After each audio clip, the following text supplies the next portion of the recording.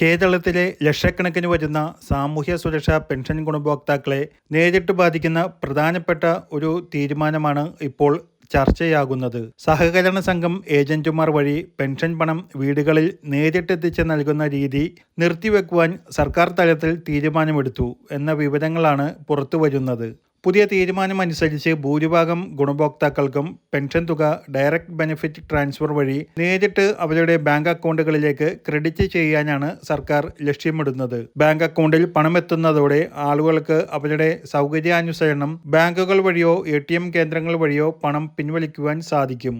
അതേസമയം ശാരീരിക ബുദ്ധിമുട്ടുകൾ അനുഭവിക്കുന്ന കിടപ്പ് രോഗികൾക്കും പുറത്തിറങ്ങാൻ കഴിയാത്ത പ്രത്യേക പരിഗണന അർഹിക്കുന്നവർക്കും മുൻപത്തെ പോലെ തന്നെ വീടുകളിൽ നേരിട്ടെത്തിച്ച് പെൻഷൻ വിതരണം ചെയ്യുന്നത് തുടരുമെന്ന് സർക്കാർ ഉറപ്പു നൽകുന്നുണ്ട്. വീടുകളിൽ നേരിട്ടെത്തി പണം നൽകുന്ന രീതി നിർത്തിവെക്കുന്നതിന് വ്യക്തമായ ചില കാരണങ്ങളാണ് സർക്കാർ ചൂണ്ടിക്കാണിക്കുന്നത്. വിതരണത്തിനായി ഏജന്റുമാർക്ക് നൽകുന്ന തുക കൃത്യസമയത്ത് വിതരണം ചെയ്യാതെ തിരികെ സർക്കാരിലേക്ക് എത്തുന്നതിലുണ്ടായ കാലതാമസവും രേഖകൾ സമയബന്ധിതമായി പുതുക്കാത്തത് മൂലം ഉണ്ടാകുന്ന പ്രതിസന്ധികളുമാണ് പ്രധാന കാരണം. കൂടാതെ ആധാർ അധിഷ്ഠിത പേയ്മെന്റ് സംവിധാനം പൂർണ്ണമായി നടപ്പിലാക്കാത്തതിനാൽ ചിലയിടങ്ങളിൽ ഒരേ വ്യക്തിക്ക് ഒന്നിൽ കൂടുതൽ തവണ പെൻഷൻ ലഭിക്കുന്ന ഇരട്ട വിതരണ പ്രശ്നങ്ങൾ റിപ്പോർട്ട് ചെയ്യപ്പെട്ടിട്ടുണ്ട്.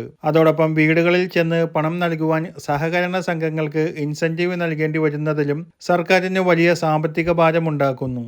എന്നാൽ സർക്കാരിൻ്റെ ഈ പുതിയ തീരുമാനത്തിനെതിരെ പ്രതിപക്ഷവും പ്രമുഖ നേതാക്കളും ശക്തമായ എതിർപ്പുമായി രംഗത്തെത്തിയിട്ടുണ്ട്.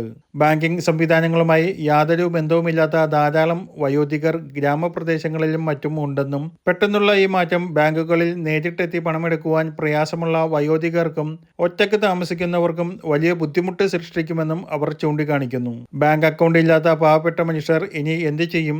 ഡിജിറ്റൽ സംവിധാനങ്ങൾ ഉപയോഗിക്കാൻ അറിവില്ലാത്തവർക്ക് ആര് സഹായം നൽകും? ബാങ്കുകളിലേക്ക് യാത്ര ചെയ്യുമ്പോൾ ഉണ്ടാകുന്ന അധിക ചെലവ് ആര് വഹിക്കും? തുടങ്ങിയ നിരവധി ചോദ്യങ്ങളും ആശങ്കകളുമാണ് പൊതുസമൂഹത്തിൽ ഇപ്പോൾ ഉയർന്നു വരുന്നത്. എങ്കിലും കൃത്യമായ അക്കൗണ്ട് ഓഡിറ്റും കണക്കെടുപ്പും എളുപ്പമാക്കുവാനും ക്രമക്കേടുകൾ തടയാനും കേന്ദ്ര മാനദണ്ഡങ്ങൾ പാലിച്ച് സാമ്പത്തിക സുതാര്യത ഉറപ്പുവരുത്തുവാനും ഈ മാറ്റം അനിവാര്യമാണെന്നാണ് സർക്കാരിന്റെ വിശദീകരണം. അന്തിമ സർക്കാർ ഉത്തരവും മാർഗനിർദ്ദേശങ്ങളും പുറത്തു വരുമ്പോൾ മാത്രമേ ഈ വിഷയത്തിൽ കൂടുതൽ വ്യക്തത ലഭിക്കുകയുള്ളൂ. നിലവിൽ ഓഗസ്റ്റ് മാസത്തെ പെൻഷൻ വിതരണം അടുത്തയാഴ്ചയോടെ ആരംഭിക്കുന്നതാണ്. ഓണം പ്രമാണിച്ച് 2 മാസത്തെ തുക ഒരുമിച്ച് വരുമെന്ന വാർത്തകളൊക്കെ വന്നെങ്കിലും ഔദ്യോഗികമായി സ്ഥിരീകരണങ്ങളില്ലാത്തതിനാൽ ഈ മാസവും തനത് പെൻഷനായ 2000 രൂപ തനിയായിരിക്കും ഗുണഭോക്താക്കൾക്ക് ലഭിക്കുക. ഇത്തവണ ബാങ്ക് അക്കൗണ്ടുകളിലേക്കും കൈകളിലേക്കും തുക എത്തുന്നതാണ്. വരുന്ന മാസങ്ങളിലാണ് ഇത്തരത്തിൽ ബാങ്ക് അക്കൗണ്ടുകളിലേക്ക് മാത്രം തുക എത്തുന്ന രീതി സർക്കാർ പ്രാബല്യത്തിൽ വരുത്തുക. അതിനാൽ ഓണപ്പെൻഷൻ എല്ലാവരുടെയും ബാങ്ക് അക്കൗണ്ടുകളിലേക്കും സഹകരണ ജീവനക്കാർ വഴി കൈകളിലേക്കും എത്തുന്നതാണ്.